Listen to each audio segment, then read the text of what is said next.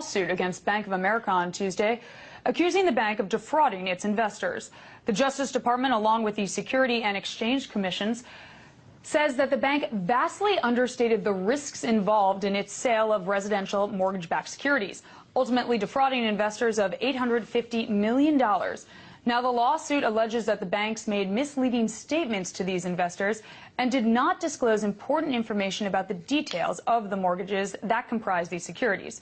Now, joining me to discuss the matter is Anthony Randazzo, Director of Economic Research at Reason Foundation. How are you, Anthony? Well, great. Thanks for having me. Now, first off, can you explain in layman's terms, please, what these mortgage-backed securities are and how they played a role in the financial collapse? Well, essentially, Bank of America worked with third-party groups who gave out mortgages, and then they bought the mortgages from those third-party groups, put them into packages, and allowed for institutional investors, those are pension funds or big companies that have a lot of money around that they want to invest, to buy those pieces of those mortgages to get every time you pay your mortgage, some of that money would go through to the investor. So that's the mortgage-backed security that was being sold to these investors. Now, is this the first time the banks or Bank of America has faced prosecution for its role in creating these mortgage-backed securities?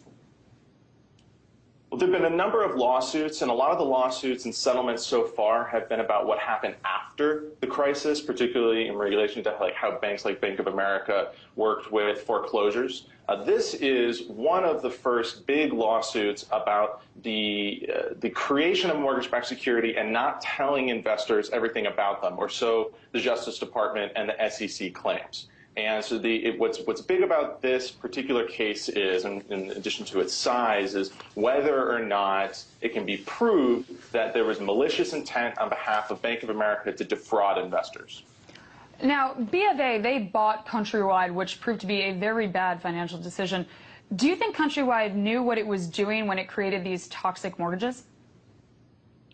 Well, it's clear that when Countrywide's individual lenders often were handing out mortgages, oftentimes they were doing it knowing that people weren't going to be able to repay. I mean, a lot of mortgages were given without any sort of serious documentation. This particular deal, though, was for mortgages that were the mortgage-backed securities that were sold in January of 2008. So this specific deal, and it's important in this case, is about mortgages that were given out and were sold after the housing bubble was already starting to deflate. Banks had a lot of losses on mortgages in 2007. So by January of 2008, Bank of America was well aware that there was problems in the housing industry. Investors were well aware that there was problems in the housing industry, particularly given the billions of losses that banks had suffered in late 2007.